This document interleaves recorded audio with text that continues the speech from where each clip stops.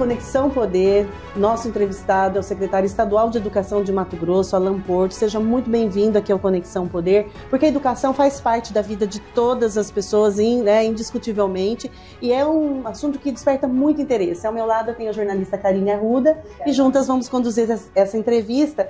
Você tem uma trajetória já dentro da educação, já há um tempo, fazendo uma pesquisa, né? E a partir também quero elogiar o seu assessor, Rui, e tem uma trajetória que é indiscutível na história do jornalismo em Mato Grosso. Muito obrigada, Rui. E é muito importante. Vai ter que ter aumento, secretário. Que dedicatória é essa para o Rui, hein? Realmente, eu não deve estar aqui na frente dele não, mas é excelente profissional. Nós temos, então, assim, uma educação que ela faz parte da vida de todos nós e temos realidades muito diferentes no Estado, secretário. Queria que você falasse um pouquinho sobre isso.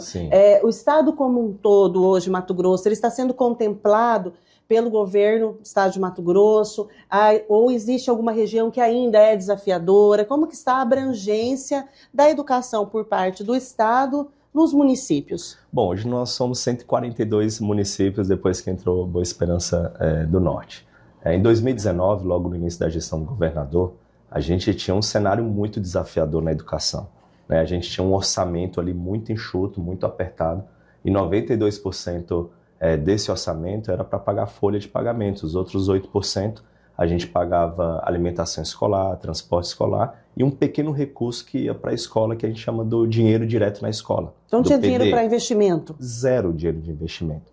Então hoje nós temos 628 escolas, a gente atende 320 mil estudantes e a gente tem 40 mil profissionais na nossa rede, que é os nossos professores, técnico, apoio, diretores e coordenadores. Então é uma estrutura grande, robusta, né? Temos 13 diretorias regionais. Essas regionais elas funcionam como mini SEDUCs, que a gente chama, que tem uma estrutura administrativa que cuida da parte de gestão escolar, cuida da parte de formação, monitoramento dos resultados, da parte de manutenção preventiva e corretiva das nossas escolas.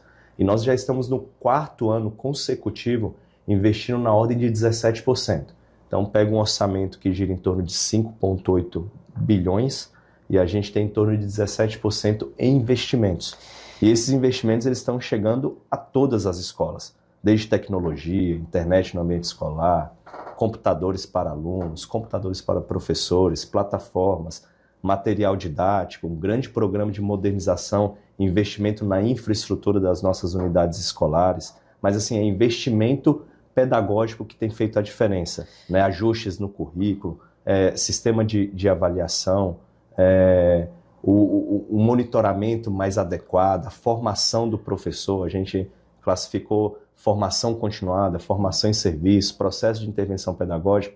Então tudo isso que eu estou falando, existe um programa que é chamado Educação 10 anos, que é voltado aí mais de 130 projetos, que tem como objetivo colocar a educação no estado de Mato Grosso entre as 5 melhores do Brasil. Lembrando que em 2019 a gente era o 22º, né, nos últimos resultados do IDEB, que é uma prova que é feita do SAEB, aplicado pelo Ministério da Educação, o estado de Mato Grosso já aparece na 8ª melhor educação. A nossa meta era chegar em 10º, né, no ano de 2024. Superamos essa meta, superou a meta, né, o governador, então vamos ajustar a nossa meta do plano como um todo. Então, para chegar entre as 5 melhores educações, a gente tinha uma previsão até o final de 2032. Então, nós adiantamos, né, esse ano nós temos prova do SAEB, que vai ser realizado em outubro, onde vai medir essa qualidade do ensino, e a nossa meta agora é chegar entre as 5 melhores educações do Brasil. Quando você diz em relação ao investimento, houve mais aporte do governo do estado em relação ao investimento, mais articulação junto ao governo federal, ou recebemos mais emendas, ou os municípios também contribuíram mais com o estado no sentido de assumir também suas partes? O que realmente fez com que esse investimento aumentasse? Não existe, na administração pública não existe milagre e não existe coisa fácil. Então foi muito trabalho. Eu falo aqui na condição de secretário de Estado, mas existe todo um time de secretários adjuntos, superintendentes, diretores regionais, diretores escolares, professores, profissionais da educação. Então é um trabalho de equipe que fez com que a gente conseguisse ajustar a máquina, sobrar mais recursos. O que vocês fizeram? Fizemos um redimensionamento, fizemos reordenamento, fechamos as torneiras que não davam resultado na educação, fizemos o dever de casa ali, né, de economizar onde tinha condições de economizar, salas ociosas, que a gente tinha muitas salas ociosas dentro do estado de Mato Grosso. Nós tínhamos uma média por turma de aluno, 16 alunos por turma. Nossa. Enquanto a média do Brasil, ele classifica ali em torno de 28 a 30 alunos por turma. Então você imagina a quantidade de turmas ociosas que a gente tinha.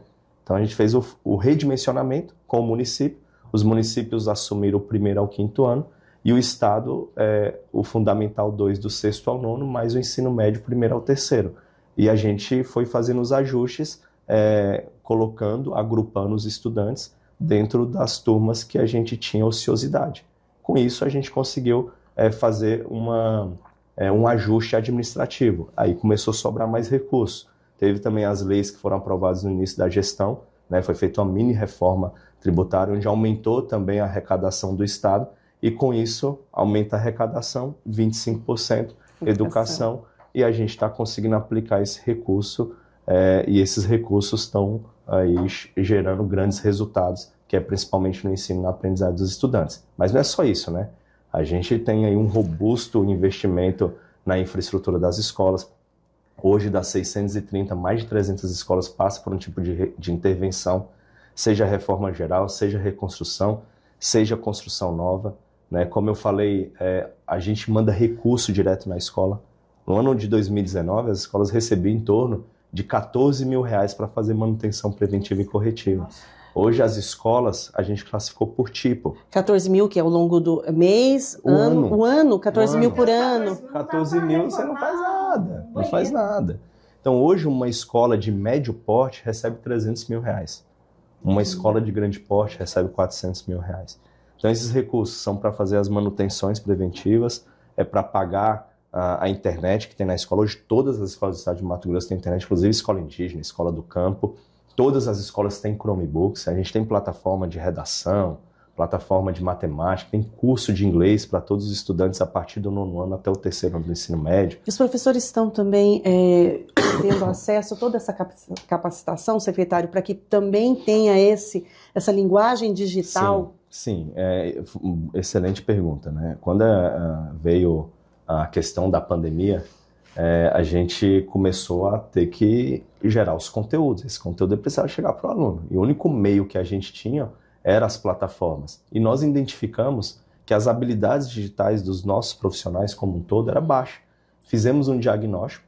Esse diagnóstico é uma classificação de 1 a 5. A média nossa ali estava 1, 2. E a gente criou trilhas de formação, trilhas pedagógicas, onde a gente já está no 4º ano consecutivo fazendo formação dos nossos professores em habilidades digitais. Hoje a gente tem muitos cidadãos digital, né, que já tem essas habilidades. E não só isso, né? Acho que além de treinar, formar, a gente também tem que colocar a ferramenta adequada para o professor, né? Eu lembro que a gente aprovou uma lei onde permitiu que o Estado repassasse para cada professor dentro de sala de aula o valor de R$6.020. Desses R$3.500 foi para comprar o computador e o outro valor foi para custear a internet. Então, você dá condição de trabalho para o professor, né? Então, não só o professor, mas para o aluno também, da formação. E tem um detalhe, a gente monitora. Cada professor hoje, na nossa rede, ele tem que fazer no mínimo 184 horas de formação. Tem a formação continuada e tem a formação em serviço. O sistema de avaliação hoje do estado de Mato Grosso, todo aluno que entra na nossa rede, no início do ano faz uma avaliação diagnóstica, depois eles têm as avaliações formativas, a cada bimestre ele tem uma avaliação. Com base nos resultados de avaliação, eu sei exatamente os 320 mil estudantes, qual que é o nível de aprendizado de cada estudante, dentro de uma escala abaixo do básico, básico, proficiente e avançado.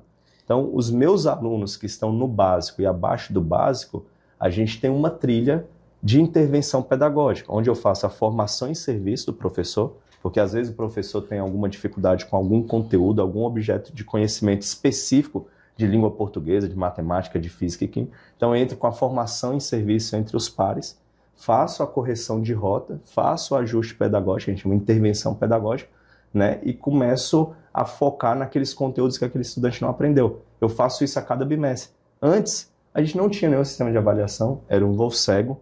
O único forma que a gente sabia se o aluno tinha aprendido ou não foi na avaliação final, mas já passou todo o ano, a gente não tinha mais capacidade nenhuma de fazer intervenção pedagógica com esse estudante, e ele ia passando e levando problemas de aprendizagem de anos anteriores. Então, aí chegava no ensino médio, o que acontecia? Abandono escolar, evasão escolar. Então, o senhor tem segurança em dizer que em Mato Grosso, os alunos, quando são aprovados, é porque percorreram um percurso de aprendizado. Quando eles são aprovados, eles realmente aprenderam. Sim, a gente analisa hoje a base comum curricular, ela é baseada em habilidades e competências. Tem habilidades que perpassam mais de um ano até ele compreender aquele conteúdo.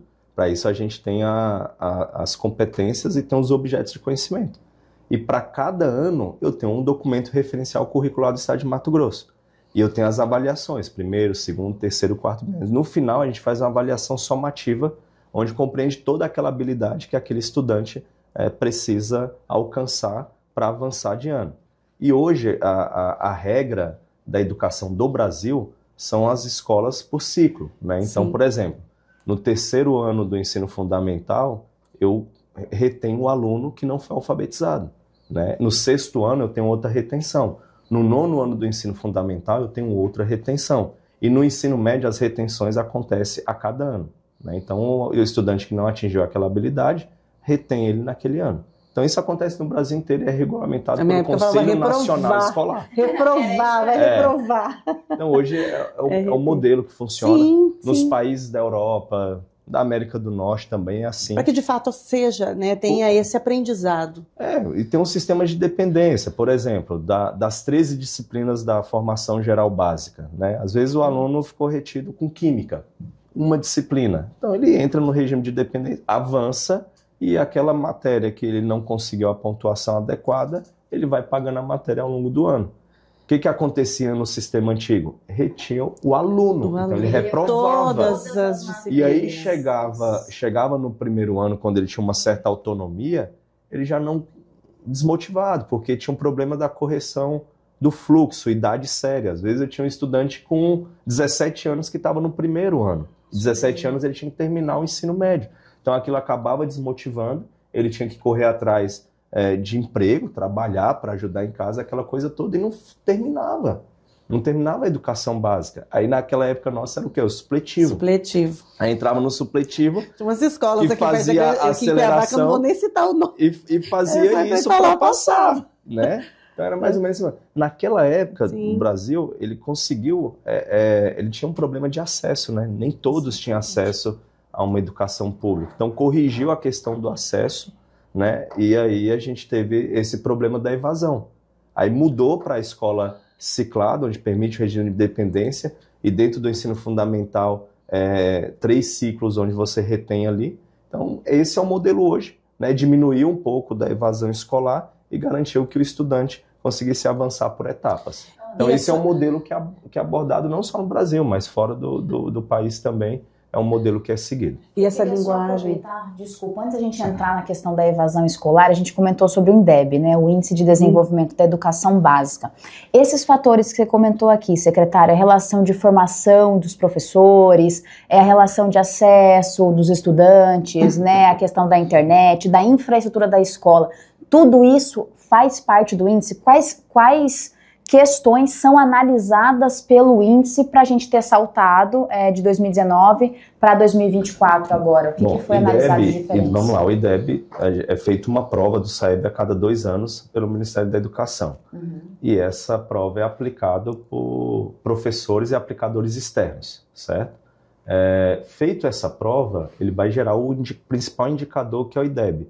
O IDEB, a composição do IDEB, ele é proficiência, que é a nota, e o fluxo.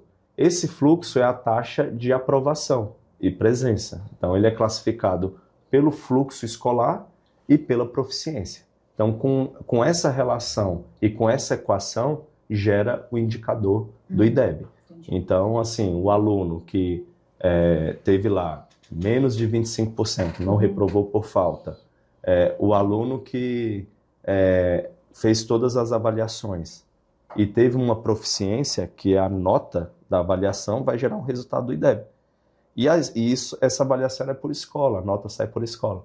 E aquela escola, a turma, ela tem que garantir 80% dos estudantes para fazer a prova. Então, se tiver 75% dos estudantes que fizeram a prova, não gera resultado do IDEB. Ele tem lá a proficiência, mas não tem o indicador e isso não é divulgado. Então, além disso, a gente tem que fazer um esforço grande para engajar os estudantes, engajar as escolas de realizar as avaliações. Tem que ser no mínimo 80%. E o Estado de Mato Grosso, na última avaliação do SAEB, a gente atingiu mais de 80% das escolas. Isso foi inédito, né? Só para vocês terem uma ideia, os últimos IDEBs, que era feito antes de 2019, a gente tinha uma taxa de participação muito pequena. Chegou a ano de ter 15 escolas só, de 700 escolas. E aí não aparecia. E não é obrigatório? Secretário, não é obrigatório. Não é obrigatório. Participar desse processo.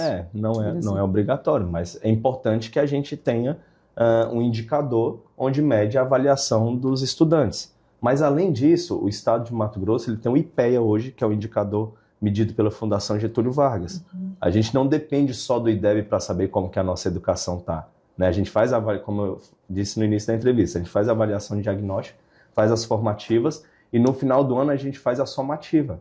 Esse resultado gera o indicador do IPEA, que é um índice de proficiência estadual. Então, quando o resultado do IDEB sai, a gente já tem mais ou menos o número indicador, porque a gente faz esse tipo de acompanhamento. E não acontece só com as escolas do Estado.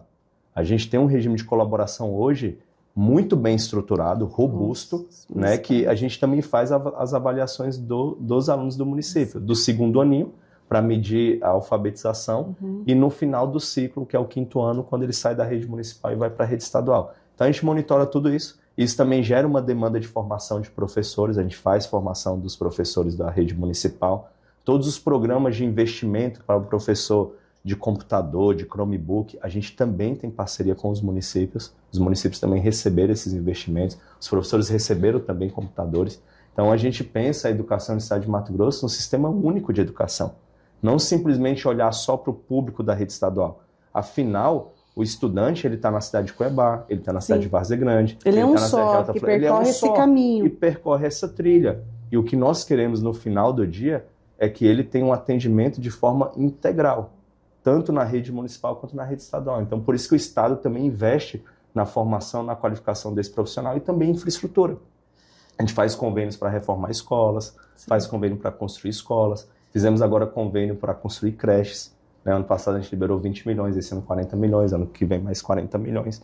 Então a gente quer que esse estudante tenha o seu desenvolvimento de forma integral. Nós entrevistamos aqui o secretário Allan Kardec e ele falou muito também sobre educação, justamente nessa parceria com a SEDUC, trazendo os cursos tecnológicos, o quanto isso também impacta nessa visão da educação como um todo no Estado. A educação ela é transversal. Sim, eu falo que a educação ela não pode ficar preocupada simplesmente em entregar um certificado no final da educação básica. Ela vai muito além disso. A gente tem uma visão, enquanto educação, de desenvolvimento sustentável, de desenvolvimento econômico.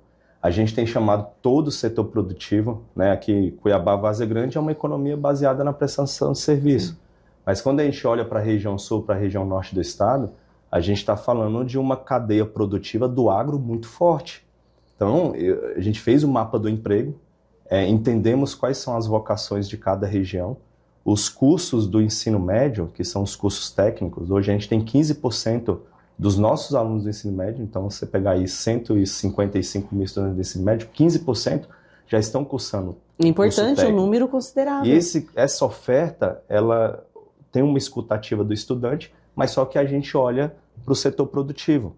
E o setor produtivo ele tem a oportunidade hoje de participar também da discussão desse currículo, que é muito importante. O setor produtivo precisa saber qual que é o estudante que está saindo do ensino médio, qual o nível de preparo, porque ele pode absorver através do jovem aprendiz, ele pode absorver através do primeiro emprego. Então tem uma conexão com o setor produtivo para que a gente possa formar aquele estudante da melhor forma possível, que ele terminando o ensino médio, ele possa ingressar num trabalho.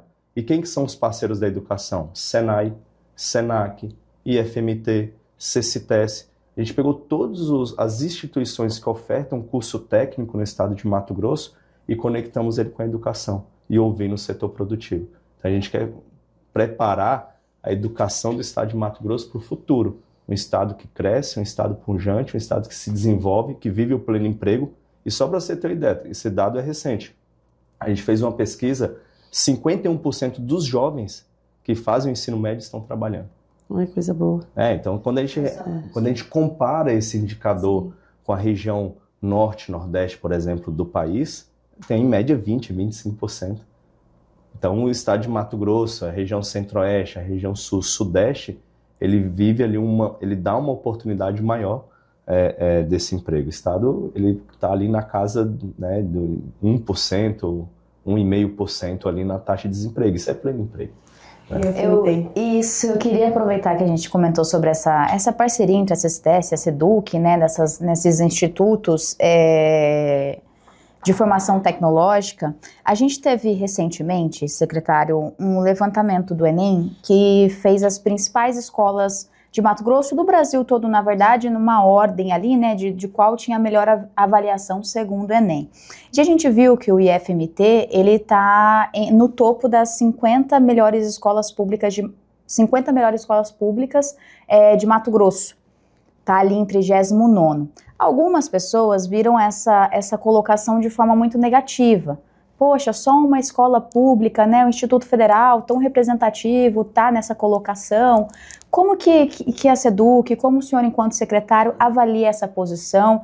Eu pergunto isso não para dar uma resposta para quem está achando negativo ou para quem achou positivo, porque o senhor está à frente, sabe dizer se antes estava pior e isso já é um indicativo de que está melhorando. O que o governo do estado tem feito também para auxiliar nessa melhoria? Lembrando que o IFMT é um instituto federal, ou seja, recebe recursos do governo federal, mas às vezes, como o senhor comentou aqui, né, nessas parcerias, o governo do estado tenta ajudar também a melhorar as instituições. Então, Karine, eu volto a repetir, em 2019 a gente tinha uma educação caótica, né? A gente era o 22º.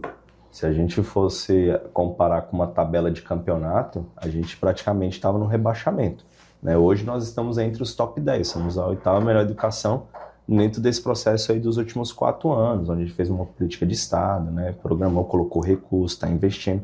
Então o estado de Mato Grosso, ele está naquela crescente muito forte, muito forte. Então isso não é do dia para a noite, né? Isso é investimento, é formação de professor, é ajuste curricular, é sistema de avaliação, é correção de rota, tudo isso que eu expliquei, né? Quando a gente olha para esse indicador, isso não foi no Mato Grosso, foi o Brasil inteiro, né? Você pega as instituições privadas muito bem colocadas. No estado de Mato Grosso, a escola estadual mais bem posicionada foi a Escola Tiradentes lá de Sinop. A gente está na posição 52. O IFMT apareceu na posição 39. Então isso não aparecia nunca, né? A gente não tinha, quando saíam os resultados lá, a gente não tinha nem classificação, porque não tinha indicador, não tinha resultado. Os alunos não faziam essas avaliações. Então, quando eu falo que a nossa avaliação é voltada para a aprendizagem, é para a gente começar a medir aonde que a gente está acertando, aonde que a gente está errando e propor os ajustes. Então, a gente já está começando a aparecer. Antes não aparecia em nenhum indicador. E quando a gente olha para as escolas, a gente faz essa medição dos estudantes que ingressaram nas universidades federais, do estado, fora do estado. A gente tem aumentado significativamente o número de estudantes que estão. Eu cito sempre a Johnny aqui, que é uma escola do CPA, onde a gente teve um índice de aprovação na Universidade Federal enorme. Né? Para você ter uma ideia, curso de medicina, que é o mais concorrido na UF, primeiro lugar foi da escola estadual. Cursos de engenharia, cursos de odontologia, cursos na área exatas, na área do direito. Que tem notas de corte altíssimas. Altíssimas. A gente tem grande parte do público que passou das escolas estaduais. Então isso demonstra que ali a gente está conduzindo e conseguindo colocar um ensino de qualidade, né? Então a gente vai melhorar com certeza esses próximos indicadores, cada ano que passa. Eu falo do Enem, por exemplo, esse ano da redação, a gente aumentou 5 posições. A gente não aparece. Então as nossas redações estão melhorando. O componente curricular de língua portuguesa, que é onde a gente mede, tem dado saltos significativos. Então a gente está se esforçando e os resultados da escola pública estão aparecendo. Secretário, Cuiabá e Várzea Grande são regiões que recebem muitos investimentos, né, do Estado, até pelo número expressivo de alunos e de toda essa estrutura. Quais são ainda os desafios para essas duas cidades? E eu quero também refletir com o senhor, abordar a questão da escola Nadir de Oliveira. Queria que o senhor me falasse um pouquinho sobre isso. Bom, Cuiabá e Várzea Grande tem 25% dos estudantes estados de Mato Grosso. A gente pega 142 cidades. É muito representativo, né? Aqui a gente tem em torno de 1 milhão de habitantes na região, nessas duas cidades. Existem desafios enormes. Um dos principais desafios que a gente enfrentou aqui foi o sucateamento das escolas.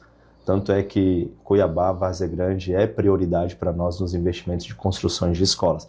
Já entregamos muitas escolas aqui em Cuiabá, muitas em Várzea Grande.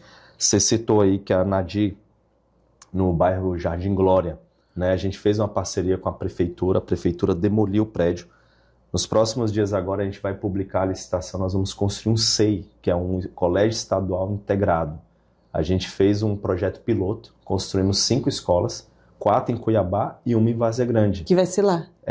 Uma em Várzea Grande a gente já construiu, já entregou. Ah, já entregou esse modelo? Na região do Planalto, sim, esse modelo. Tá. É uma escola com 24 salas de aula, com piscina, com quadra poliesportiva, laboratório maker, ou seja, aquela construção super moderna para atender os estudantes nossos do século XXI. É a escola dos sonhos. É um investimento da ordem de 21 milhões de reais cada escola dessa. Então a gente fez um piloto com 5 escolas, né, construindo, entregamos 4 aqui em Cuiabá, na região Pedra 90 foram 2, Dr. Fábio foi uma, CPA foi outra, e na região do Planalto, lá em Várzea Grande, entregamos outra. No Jardim Glória é o mesmo modelo de escola.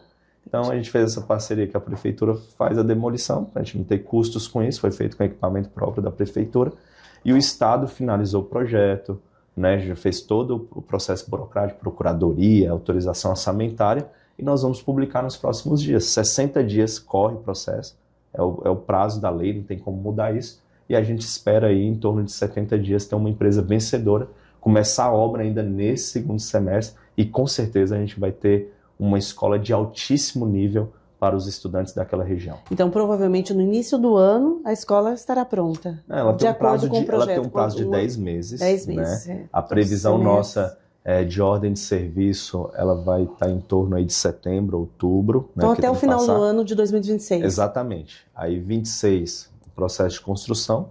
Final do ano de 2026 a gente vai estar entregando uma escola nova, com piscina, com quadra, 24 salas de aula, moderna, né, completa, com laboratórios, né, modernos, então tudo aquilo que o estudante precisa. Tem mais escolas, projetos de escolas deste modelo, secretário, para o estado de Mato Grosso? São, como eu falei, são 5 escolas, a gente está construindo 2 em Sorriso, são 35 CEIs como esse.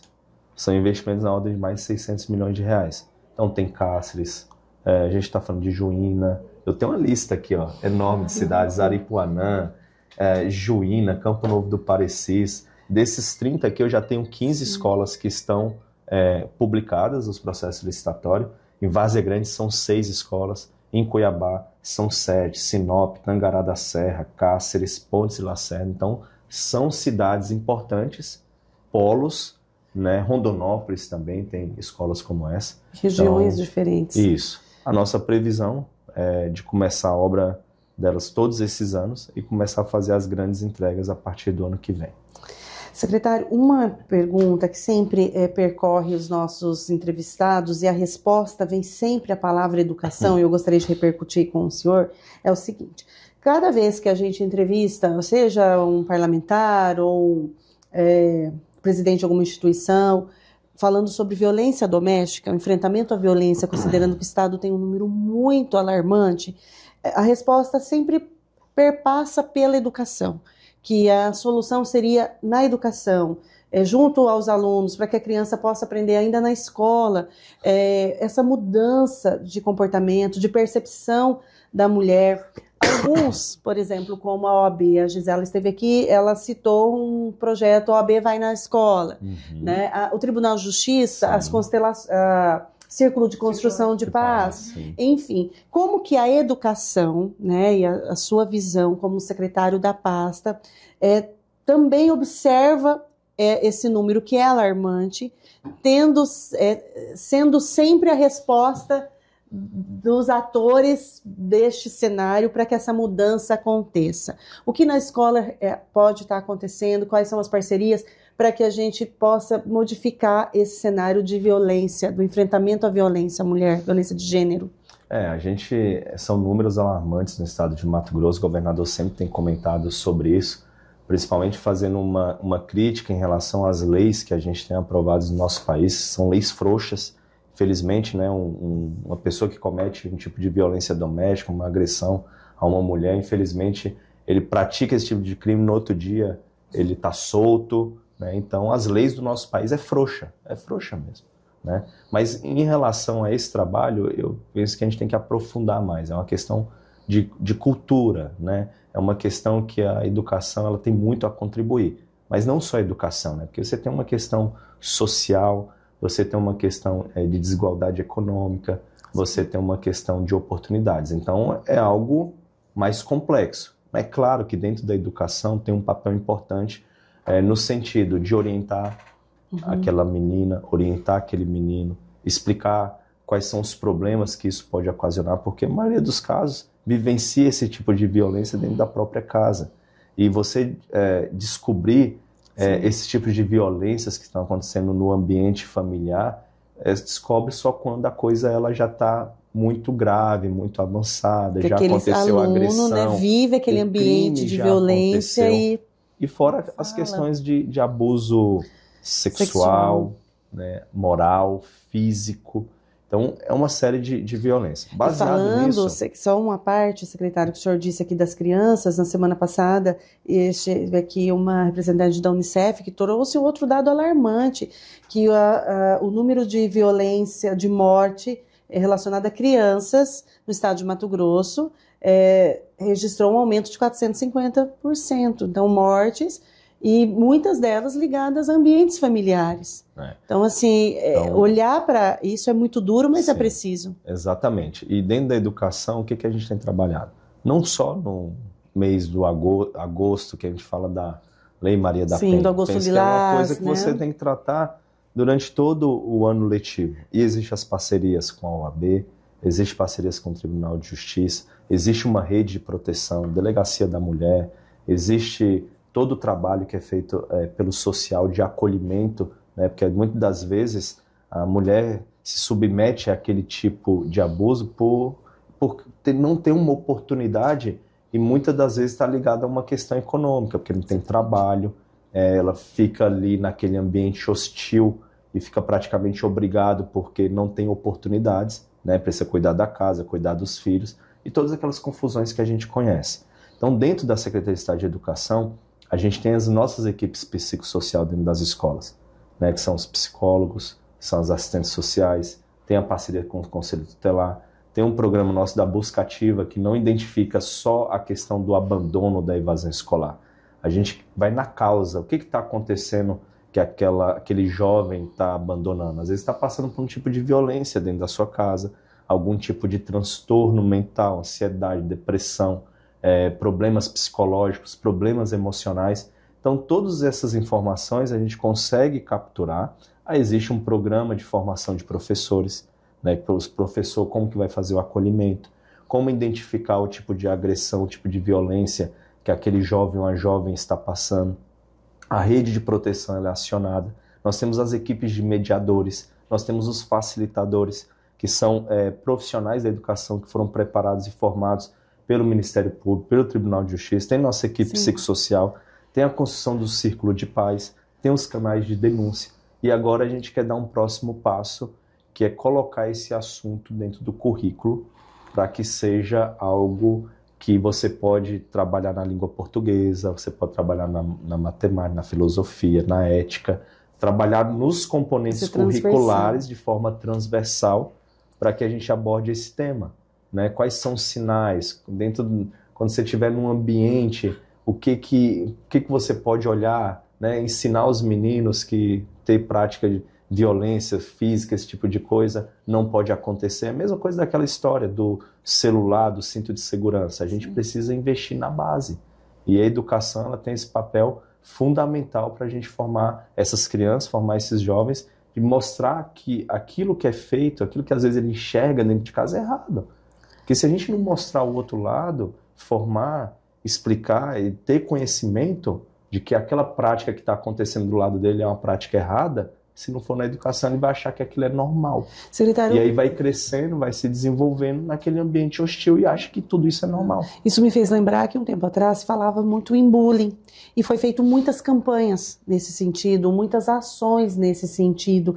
E a gente teve essa redução em relação ao bullying escolar? Sim, a gente inclusive tem um programa legal que a gente faz com as cartilhas anti-bullying, a gente tem as formações dos nossos professores, tem as nossas atividades que acontecem todos os meses, tem o nosso programa Educarte, que é um programa de musicalização, de teatro. A gente teve resultado, né, concreto. Sim, a gente já tem resultados concretos porque a gente tornou um ambiente mais acolhedor, um ambiente da escola que é um ambiente que é da família. Temos inclusive um projeto que é a Escola da Família, que realiza várias atividades, que interage com a família, interage com os estudantes. Então você torna um ambiente da escola um ambiente para desenvolvimento de várias práticas. O esporte também ajuda muito nesse ponto. Então, a cultura, as artes.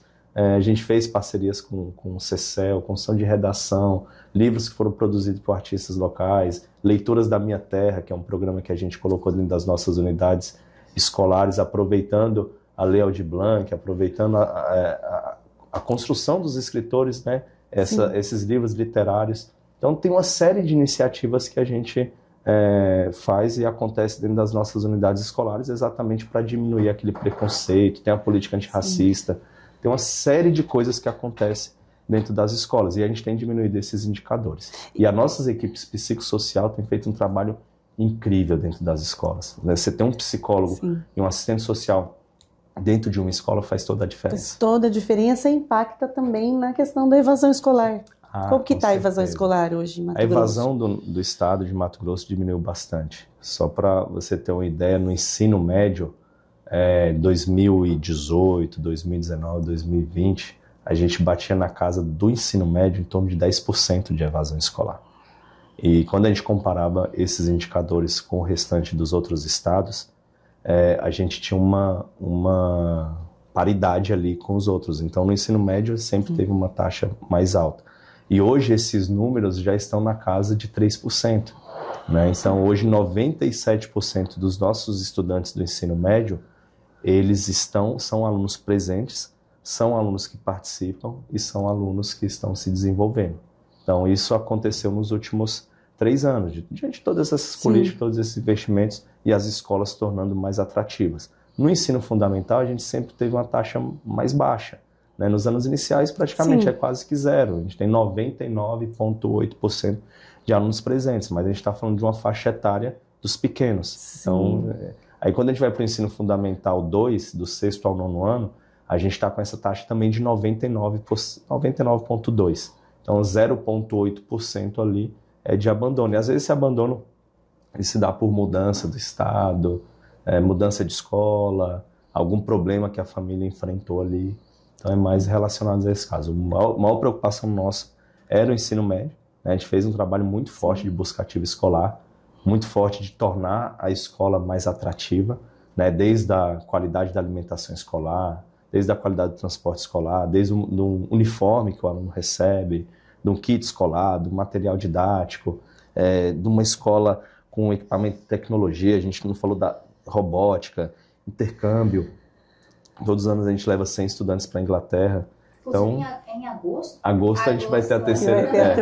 Agosto a gente vai ter a terceira edição, mais 100 estudantes vão para a Inglaterra. Então você começa a tornar a escola pública um ambiente agradável, um ambiente social. Gosto de estar ali. Exatamente. Programas que a gente abre as escolas aos finais de semana. Então a gente torna ambientes atrativos. E a ambiência, ela muito bem elaborada, ela direciona para uma qualidade melhor, tanto para o professor, né, que está num ambiente melhor, quanto para o estudante. Né? Quando a gente fala de investimento em infraestrutura, sala de aula climatizada, laboratórios adequados, computador, plataformas hoje gamificadas, né, que é a onda do momento. A gente tem plataformas de matemática, plataforma de língua portuguesa, o curso de inglês que eu falei. Então, tudo isso faz parte dessa estratégia que tem dado certo e tem melhorado os resultados.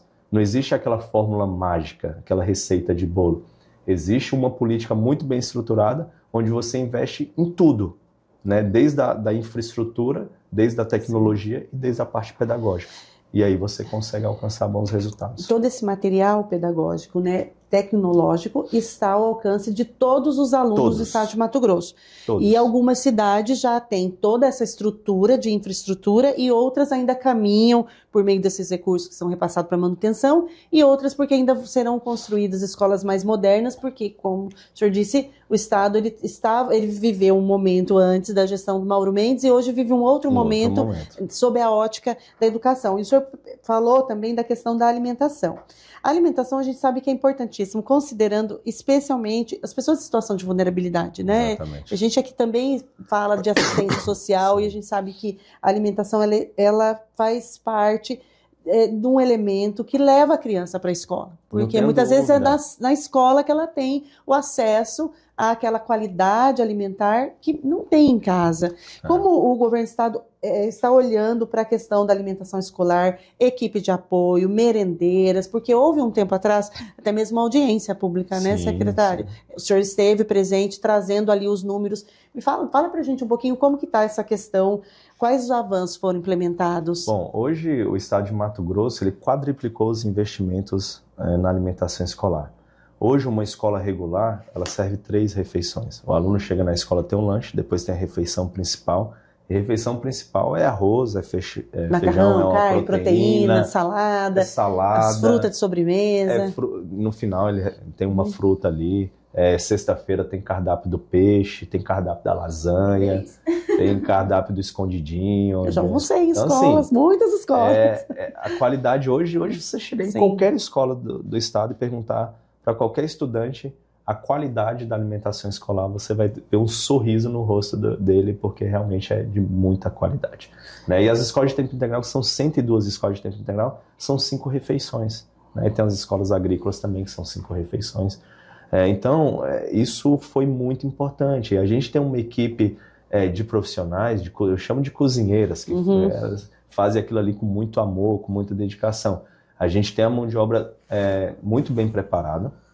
A quantidade é suficiente para preparar todas as refeições, né? A gente teve lá no início alguns ajustes de atribuição, algumas cozinheiras que pediram licença, a gente teve que algumas substituir. Algumas ficaram sobrecarregadas, né? E depois falou assim, mas faltou uma aqui, eu estou sobrecarregada. A gente teve algumas questões pontuais e que a gente ajustou logo no início do ano.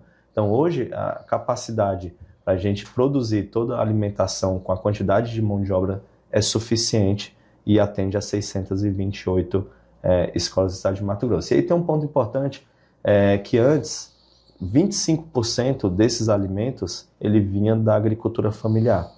E aí a gente fez uma parceria com o pessoal da agricultura familiar, né, e a gente conseguiu mapear todo o processo deles. A gente capacitou, orientou de como participar das compras, que as compras são descentralizadas. Regiões. Por regiões. E hoje 52% do alimento que vai na merenda escolar vem da agricultura familiar. Então também gera um movimento econômico, né? Você fomenta aquele comércio local, fomenta a agricultura familiar, aquele pequeno produtor que às vezes não tinha como escoar a sua produção da forma mais adequada, e isso chega no cardápio, né? Com qualidade, né? Uma produção que vem ali, que é mais nutritiva, que é mais saudável. Mais fresca, mais fresca na mesa do aluno na merenda escolar.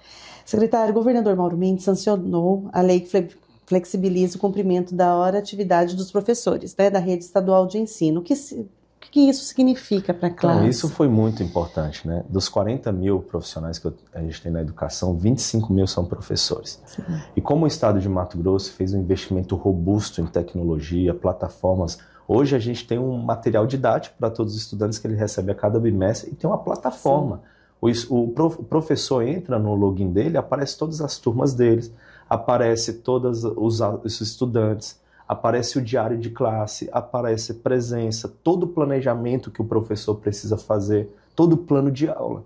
Então a hora atividade ela é dividida ali das 30 horas do concurso, 10 horas é hora atividade. Dessas 10 horas a gente dividiu 4 horas, que é 40%, em atividade de formação em serviço, que é a formação que acontece na escola entre os pares. Isso é uma atividade coletiva, isso tem que acontecer dentro da escola. E as outras 6 horas, que são atividades individuais, ele pode fazer de qualquer lugar que ele deseja. Se ele quiser continuar na escola, pode continuar. Mas se ele quiser fazer na casa dele, ou em qualquer lugar que assim ele desejar, ele pode fazer, porque ele tem plataforma, ele tem computador, as informações ele consegue inserir tudo dentro do sistema. Até então não era flexível. Não, às 10 horas tinha que acontecer dentro da escola. E às vezes dentro de uma sala de professor, cheio, né? Às vezes ali não tem aquela concentração. E quem é professor aqui sabe muito bem que todas as vezes você leva trabalho para casa. Sim. Né? Você tem que corrigir prova, você tem que fazer um planejamento, você tem que fazer uma pesquisa. Então é uma atividade muito interna, pessoal e individual. Secretário, eu acho e que aí ele tem um computador, ele tem internet, ele pode fazer de qualquer lugar. Das profissões que mais trabalham nesse país, certamente é o professor. Então a gente fez a escuta ativa, né? A gente ia nas escolas e via assim, o que a gente consegue melhorar para tirar esse peso das costas do professor.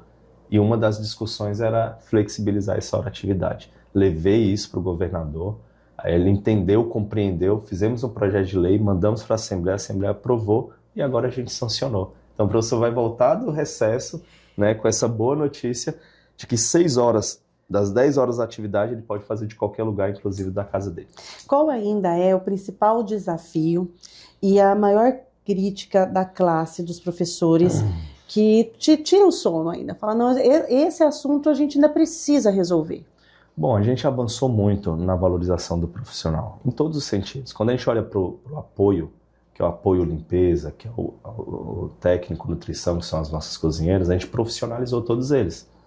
Então, eles fizeram um curso profissional de 1 ano e meio. Quando ele faz esse curso, ele melhora o salário dele no plano de carreira. Só esse ano, no início do ano, a gente profissionalizou mais de 1.500 profissionais.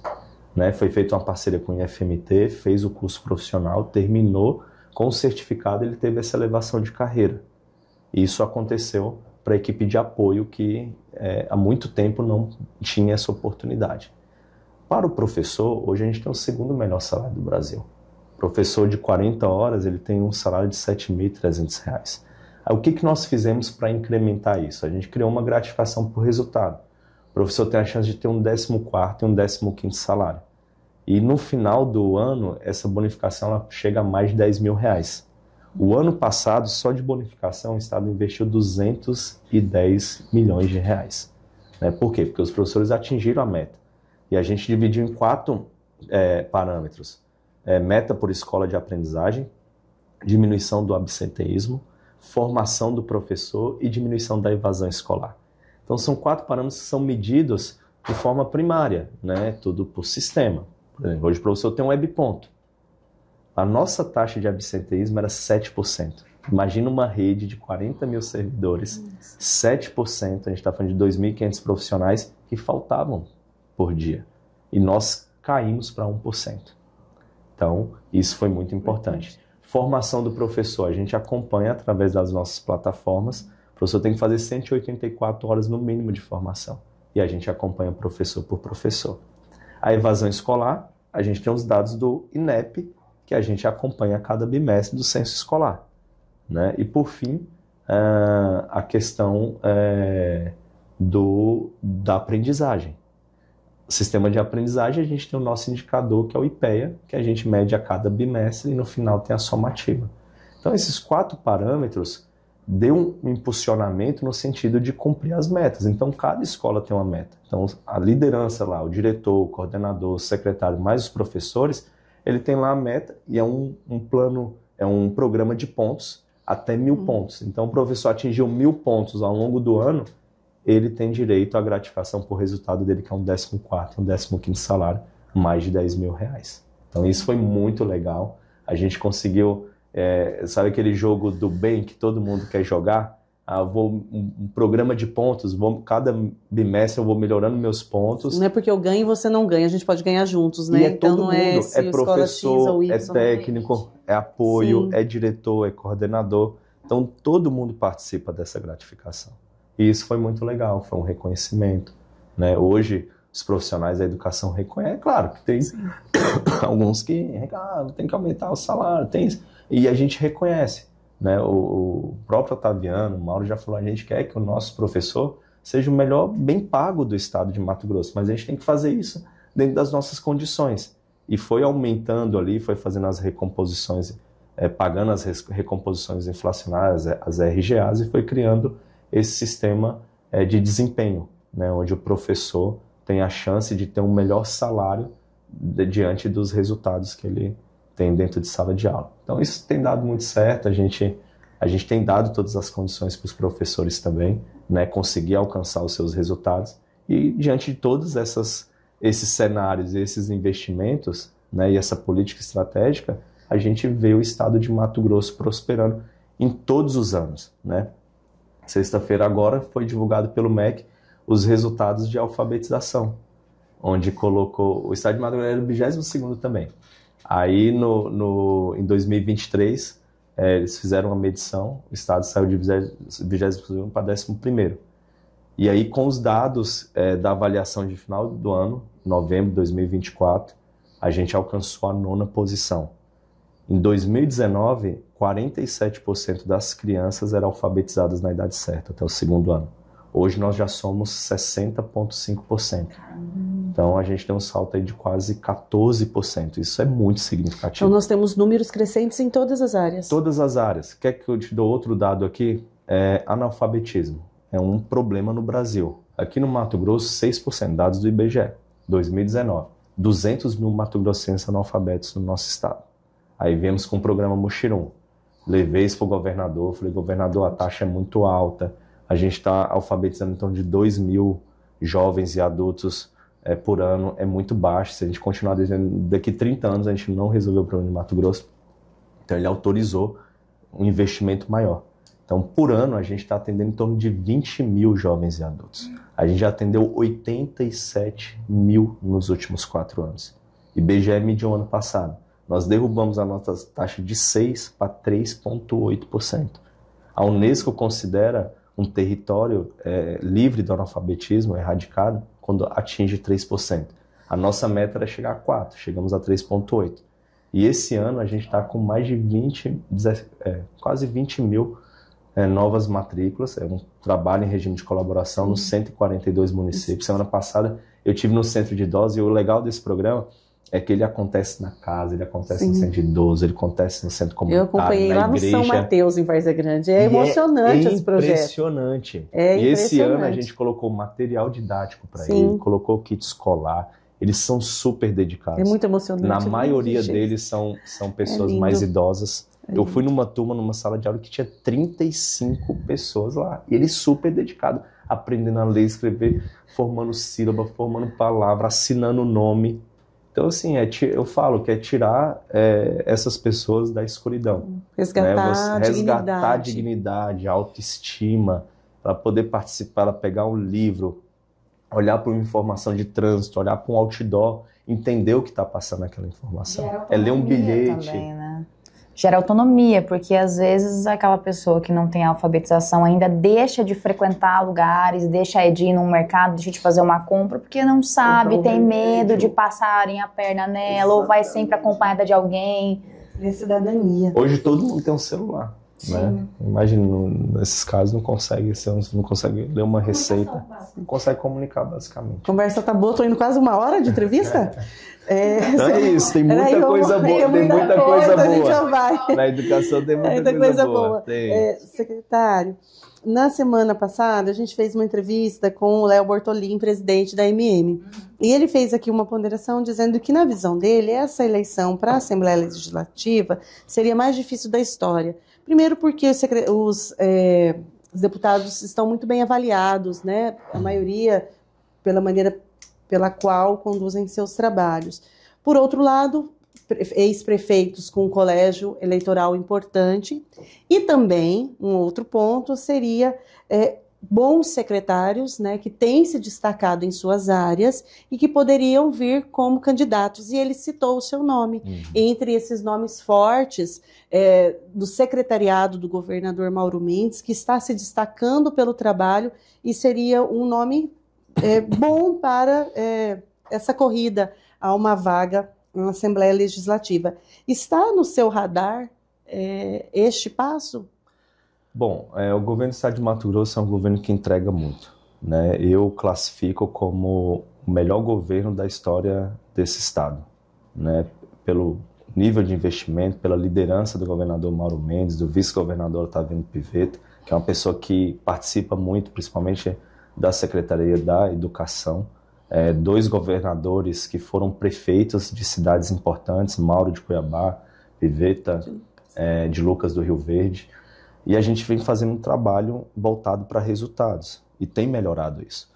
E logicamente é natural que as pessoas começam a projetar o nome. Então falar, o Alan vai ser candidato a deputado, não sei se é federal, se é estadual. Então eu tenho escutado isso, né? Até muitos profissionais da educação têm falado assim, poxa, todo esse grande trabalho, como é que vai ser?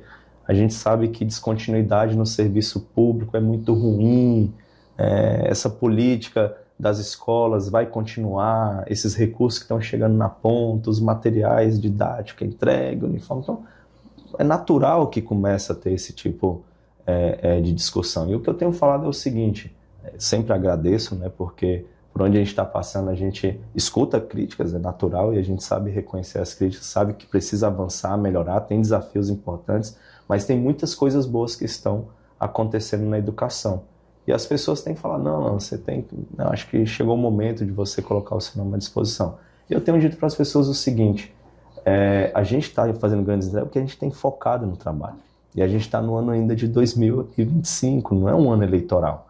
E todas as vezes que antecipa uma discussão eleitoral, você perde o foco, você começa a gastar energia naquilo que não é o momento adequado. Então esse ano é um ano de SAEB, é um ano onde a gente tem avaliações, onde vai medir os resultados da educação, tem muitas entregas para acontecer de escolas novas, tem muita coisa. Então eu não posso ficar focado num possível pleito eleitoral que é para 2026.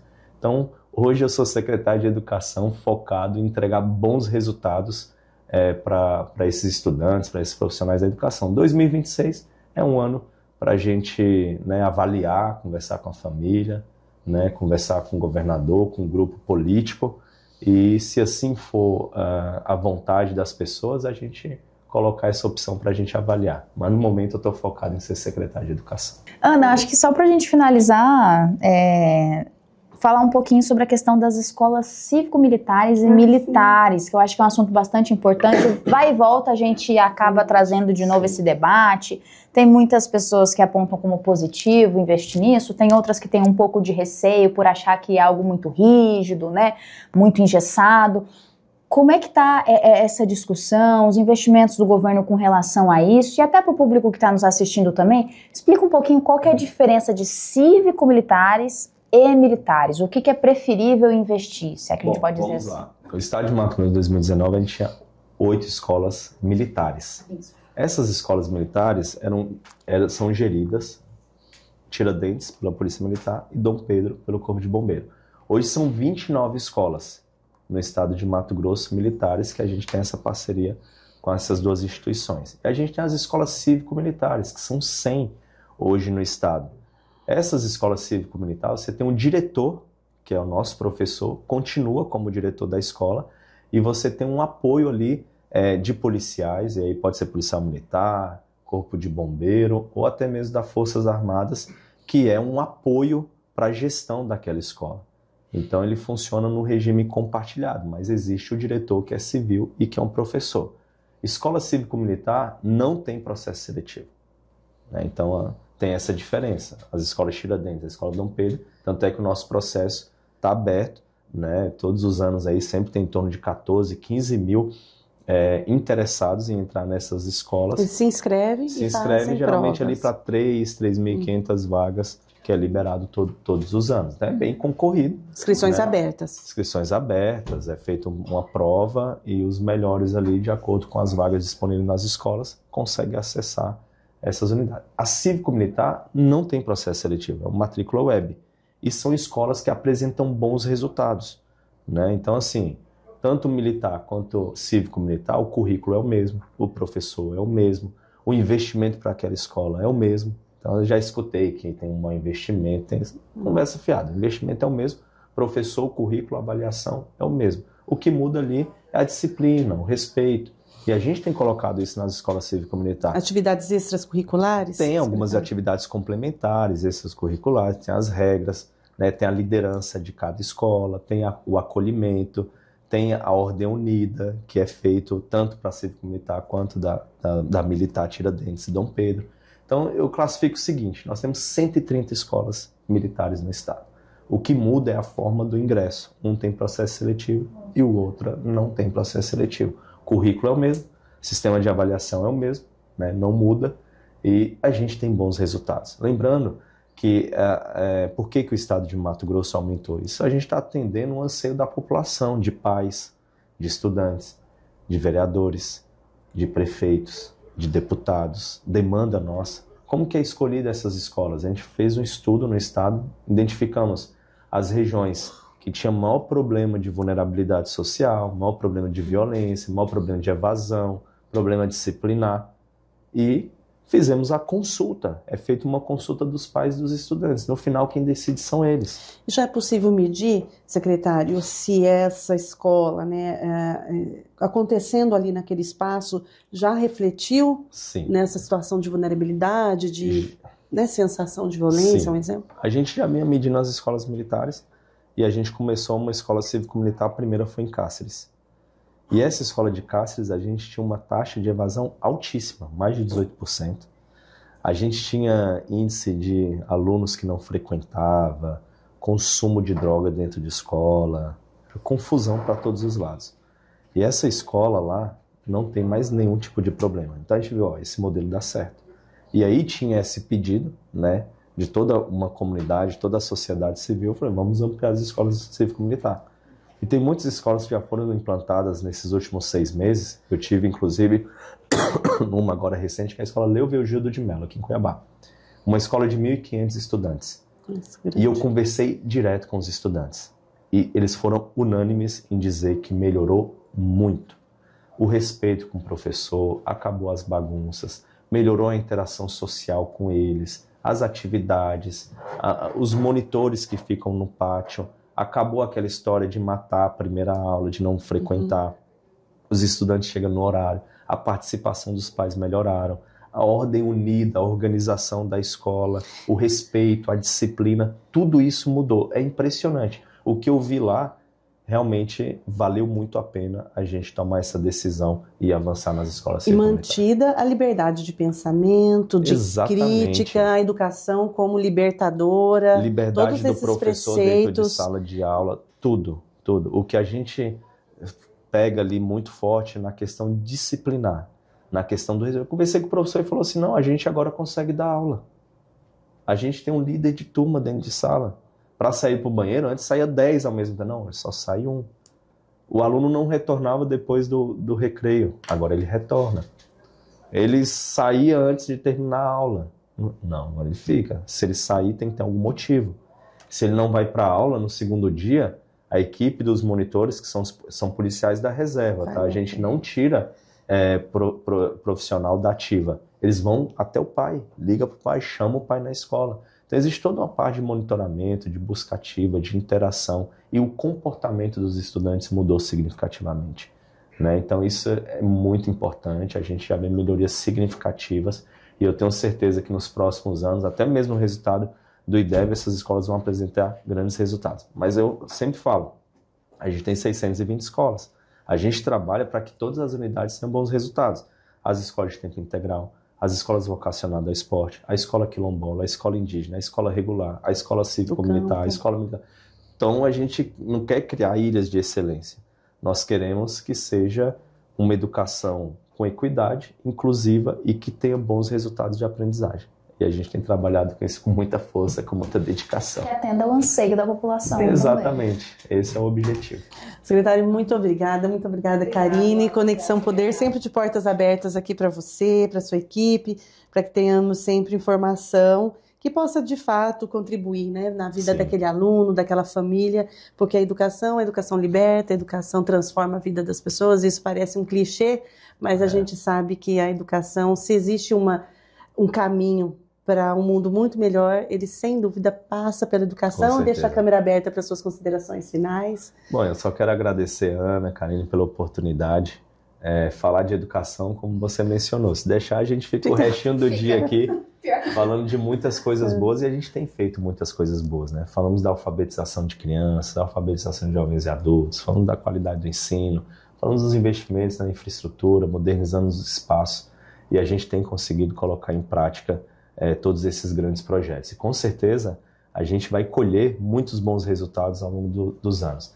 E aqui eu falo agora como pai, né? Como sei o quanto é importante acompanhar os filhos no ambiente escolar, nas atividades. Então, os papais, para as mamães, né, para os responsáveis, acompanhem seu filho, acompanhe a vida escolar do seu filho, conheça os professores, participe das reuniões de pais e mestres, seja um incentivador do seu filho, porque a educação é a única forma, né, que transforma vidas, e ninguém tira isso da gente. Então, se a gente tem o sonho, eu tenho certeza que todos os estudantes do estado de Mato Grosso têm um sonho, esse caminho, esse sonho para ser concretizado, obrigatoriamente passa pela educação. Se alguém apresentar um caminho diferente desse, um caminho mais curto, eu tenho certeza que esse caminho não vai prosperar, esse caminho ele não vai te levar a bons resultados, e eu tenho certeza que sim, a educação é a forma que você vai conseguir colocar os seus sonhos na prática. É isso. Obrigado aí pela oportunidade. Muito obrigada, Alan Porto, nosso entrevistado de hoje.